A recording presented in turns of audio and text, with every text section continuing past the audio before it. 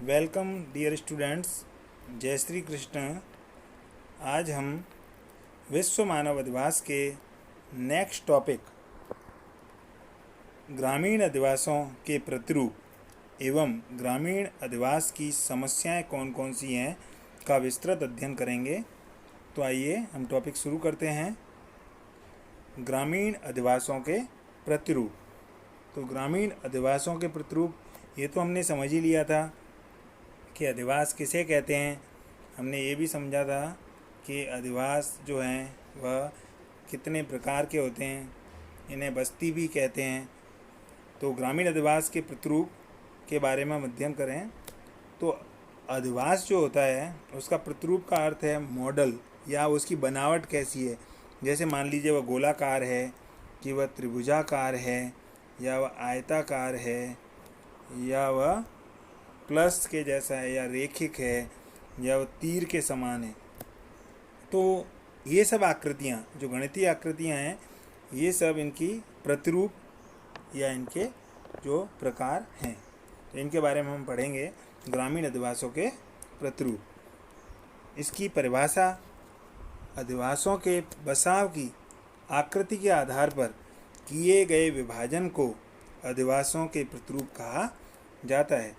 यानी जो ग्रामीण बस्ती है वह जब बसी तो उसकी आकृति देखने पर कैसी लगती है। यदि हम गूगल मैप में किसी गांव के दृश्य को जूम करके देखते हैं तो किस प्रकार का दिखाई देगा। तो अगर वह त्रिभुज के आकार का दिखाई देता है या वह रेखिक दिखाई देता है तो उसका यह प्रतिरूप होगा।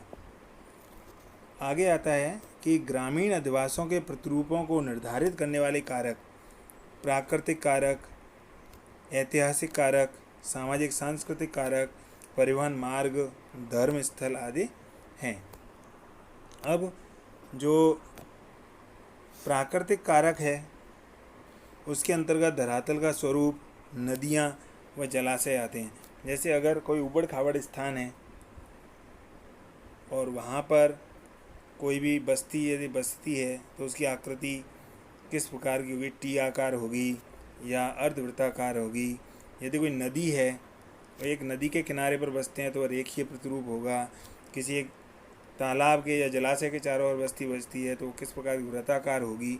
इन सब का हम अध्ययन करेंगे। इसी प्रकार ऐतिहासिक कारक, कहीं पर कोई पुराना दुर्ग है या किला है, जैसे कि हमारे यहाँ पर स्थानीय सामंतों के जिन्हें रावले कहा जाता है उनके चारों तरफ यदि बस्ती बस जाती थी तो एक तरीके का गोल वृत्ताकार प्रतिरूप होता था। ऐसे ही सामाजिक सांस्कृतिक कारक, कोई भी किसी समाज विशेष का यदि वहाँ बसाव है तो वह बस्ती किस रूप में बसती है। परिवहन मार्ग है, जैसे सड़क है, रेल मार्ग है, तथा कोई मंदिर है, मस्जिद है, चर्च है, गुरुद्वारे हैं, उनके चारों ओर यदि बसाव हुआ है तो उसकी आकृति कैसी है। तो हम पढ़ेंगे ग्रामीण अधिवास के मुख्य प्रतिरूप कौन कौन से हैं। सबसे पहला है रेखीय प्रतिरूप। जब सड़क मार्ग, रेल मार्ग, नहर, नदी, सागर तट के सहारे ग्रामीण बस्ती का विकास होता है, यानी यदि कोई एक सड़क जा रही है और उस सड़क के किनारों पर यदि लोग रहना शुरू कर देते हैं दोनों तरफ या एक तरफ, तो वह हमें देखने में कैसी बस्ती प्रतिरूप होगी। एक लाइन में यदि हम उसे देखें तो वह एक लाइन में होगी, तो इसे हम कहेंगे रेखीय प्रतिरूप। इसके अन्य नाम हैं, मैंने चित्र में समझाया है, आप इसे देखकर समझ सकते हैं। अन्य नाम पंक्ति नुमा यानी लाइन वाइज, अर्धचंद्राकार, वह थोड़ा सा जैसे नदी ऐसे जा रही है, सड़क जा रही है तो उसके किनारों पर मकान बने हुए हो सकते हैं, तो अर्धचंद्राकार। मार्गोन्मुख यानी किसी साइड में अगर रास्ता वह जा रहा है, इस तरफ मान लीजिए वह शहर की तरफ जा रहा है, लोग वहाँ बसे हुए हैं, तो वो मार्गोन्मुख प्रतिरूप कहलाएगा। ऐसी बस्तियाँ मुख्य तौर पर उदाहरणतः गंगा यमुना के मैदान एवं मध्य हिमालय क्षेत्र में, तथा वेरी इंपॉर्टेंट क्वेश्चन ये बोर्ड में पूछा गया है कि जयपुर जिले का बरवाड़ा गाँव।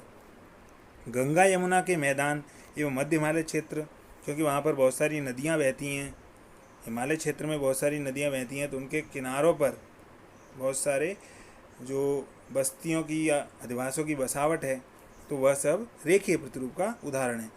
ये अगला टॉपिक जो है जयपुर ज़िले का बरवाड़ा गांव।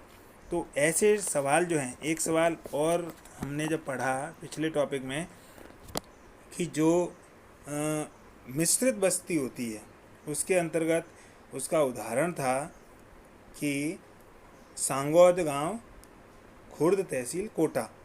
ऐसे ही जयपुर ज़िले का बरवाड़ा गांव, इन दोनों ही गांवों से हमारी बुक के राइटर्स जो हैं वह बिलोंग करते हैं।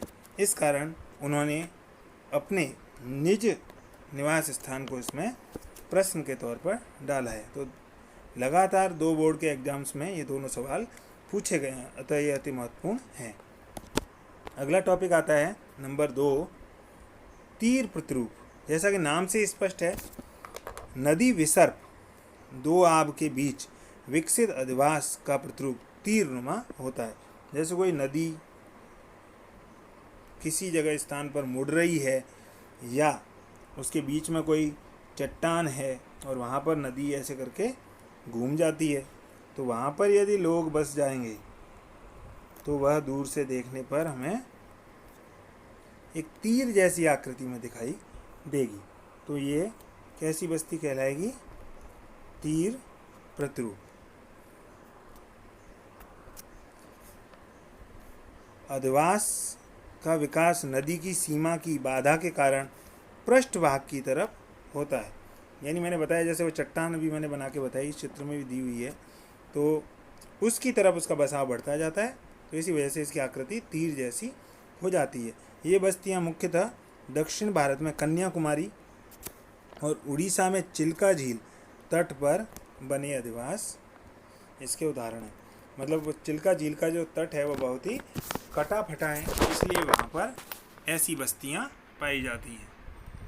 फिर हमारा अगला टॉपिक है नंबर 3, त्रिभुजाकार प्रतिरूप। नाम से ही सारे प्रतिरूपों का स्पष्ट हो जाता है कि त्रिभुजाकार प्रतिरूप जब नदियों, नहरों या सड़कों का संगम होता है और वह एक दूसरे को काटती नहीं है, तब त्रिभुजाकार प्रतिरूप का निर्माण होता है। यानी अगर कोई एक नदी बहती हुई जा रही है और उसमें दूसरी नदी आकर के मिल जाती है, जैसे पंजाब में 5 नदियों का आपस में मिलना, इसके अलावा जैसे यमुना के अंदर चंबल का मिलना, गंगा में यमुना का मिलना, तो इनके बीच में एक तो नदी के किनारे पर रेखीय प्रतिरूप तो था ही, दोनों नदियों के किनारे पर रेखीय प्रतिरूप मान लेते हैं दोनों ही साइडों में, और जब ये आपस में आके मिल जाएंगी तो वो प्रतिरूप आपस में मिल जाएंगे। तो ऐसा प्रतिरूप देखने पर आपको कैसा लगेगा? त्रिभुजाकार।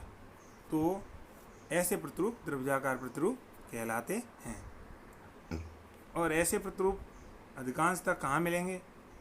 हरियाणा और पंजाब में ऐसे प्रतिरूप पाए जाते हैं, क्योंकि वहाँ पर कई छोटी बड़ी नदियाँ आपस में मिलती हैं।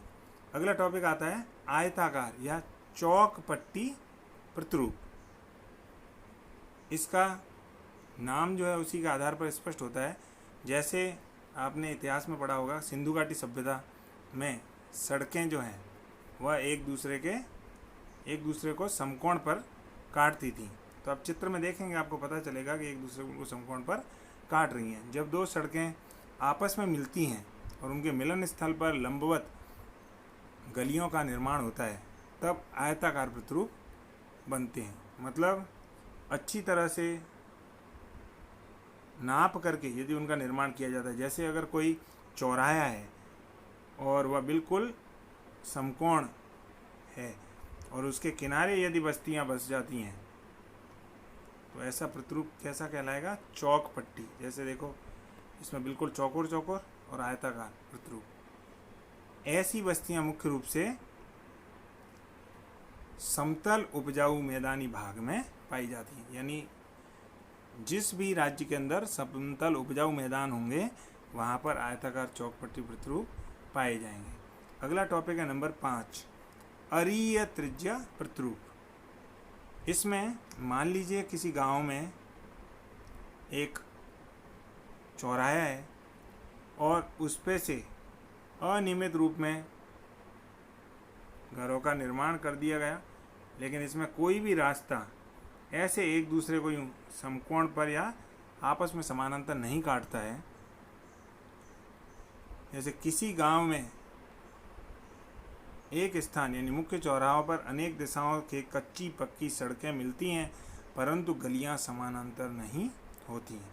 मतलब समानांतर आपस में, जैसे ये चौराहा है तो इसके पास में होकर एक और ऐसे जा रही हो, यूं जा रही हो, जैसे समकोण में तो ये हो सकती हैं ऐसे एक दूसरे के, लेकिन इसमें नहीं है।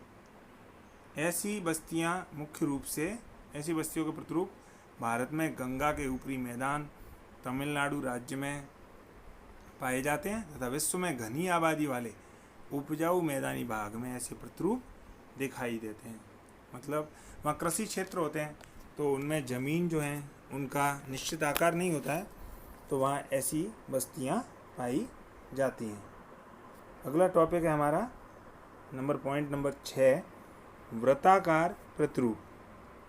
जैसा कि नाम से स्पष्ट है कि किसी झील, तालाब, कुएं, किले, धार्मिक स्थल या चौपाल के चारों ओर मकानों के बनने से या बसने से वृत्ताकार प्रतिरूप बनता है। जैसे कहीं पर कोई तालाब था, वृत्ताकार भी हो सकता है, अंडाकार भी हो सकता है, और उसके किनारे पर लोग आपस में बस्तियां बना बना के रहने लग गए। वहाँ कोई धार्मिक स्थान था, कोई पंचायत घर था, किसी ग्रामीण मुखिया या सामंत का घर था, कुआं था, उसके चारों तरफ जो लोग बस जाते हैं, तो ऐसा प्रतिरूप जो है वो कैसा प्रतिरूप कहलाता है, उसे कहते हैं वृत्ताकार प्रतिरूप। और ये प्रतिरूप जो है नाभिक प्रतिरूप की प्रारंभिक अवस्था है।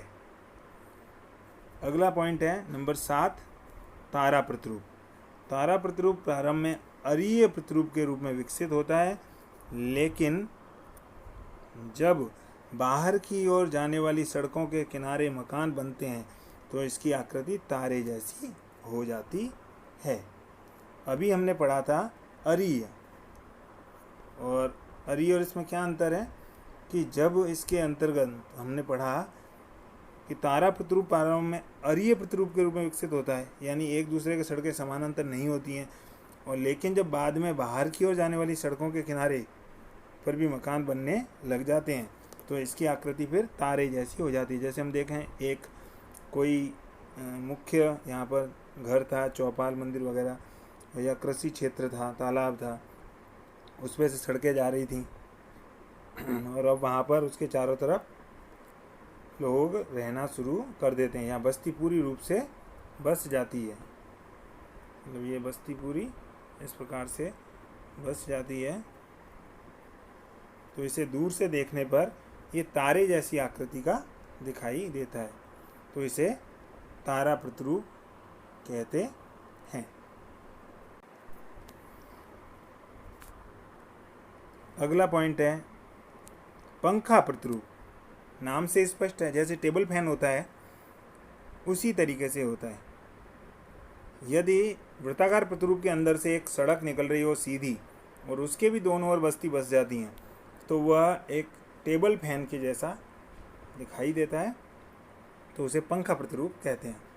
या हाथ का पंखा जो होता है, जब गांव के केंद्रीय स्थल के चारों ओर मकान बनते हैं, बाद में एक सड़क के किनारे रेखीय प्रतिरूप में मकान बनते हैं, तब पंखा नुमा प्रतिरूप विकसित होता है। जैसे एक तालाब, इसके चारों ओर बस्तियां बसने लग जाती हैं, लोग रहने लग जाते हैं, फिर एक सड़क जा रही थी, यहाँ भी लोग मकान बनाना शुरू कर देते हैं, तो यह जो बस्ती है वो देखने में कैसी लगेगी, पंखे नुमा, तो यह पंखा प्रतिरूप कहलाता है। अगला प्रतिरूप है अनियमित प्रतिरूप। जैसे नाम से स्पष्ट है, जैसे किसी जगह अगर कोई पहाड़ है या टेढ़ा मेढ़ा ऊबड़ खाबड़ स्थान है, तो यदि वहाँ पर बस्तियाँ बसती हैं, लोग वहाँ पर घर बनाते हैं पहाड़ी भागों में या मरुस्थली भागों में, तो वहाँ पर जो बस्ती होगी वो कैसी बस्ती होगी, वह होगी अनियमित बस्ती। तो मानव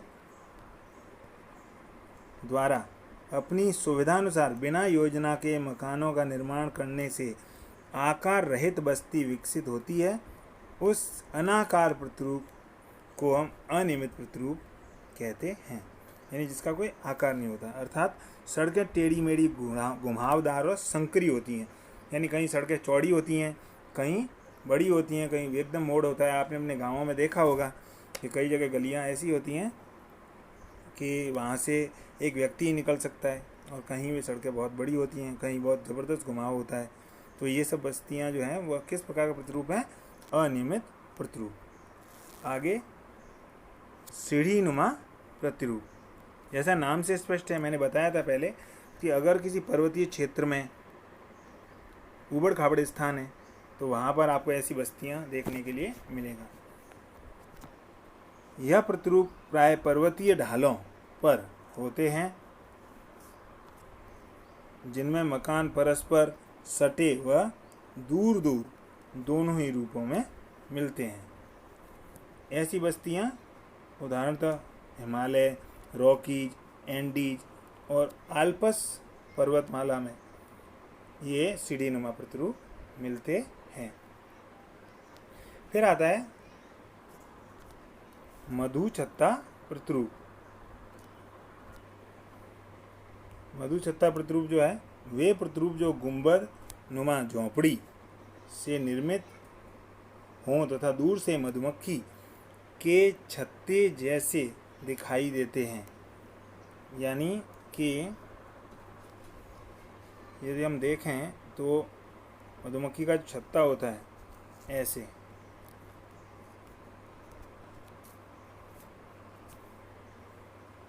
इसके चारों तरफ वह कंटीली झाड़ियों की बाड़ लगा लेते हैं जिससे जंगली जानवरों से उनकी रक्षा हो सके।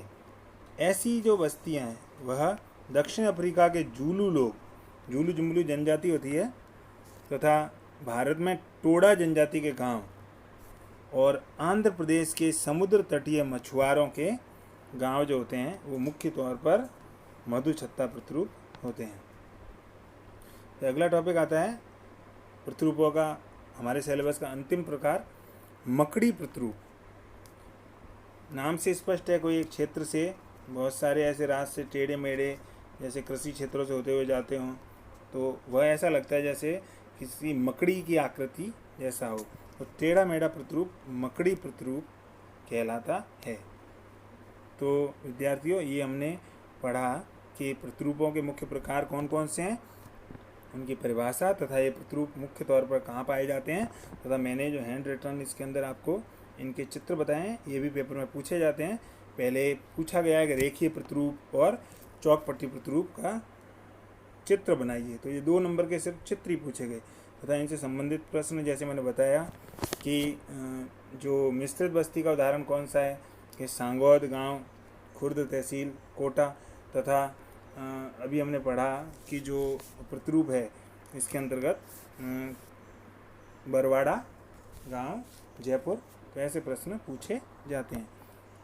अब हम इसका अगला टॉपिक पढ़ेंगे कि ग्रामीण बस्तियां जो हैं उनमें कौन कौन सी मुख्य तौर पर समस्याएं पाई जाती हैं।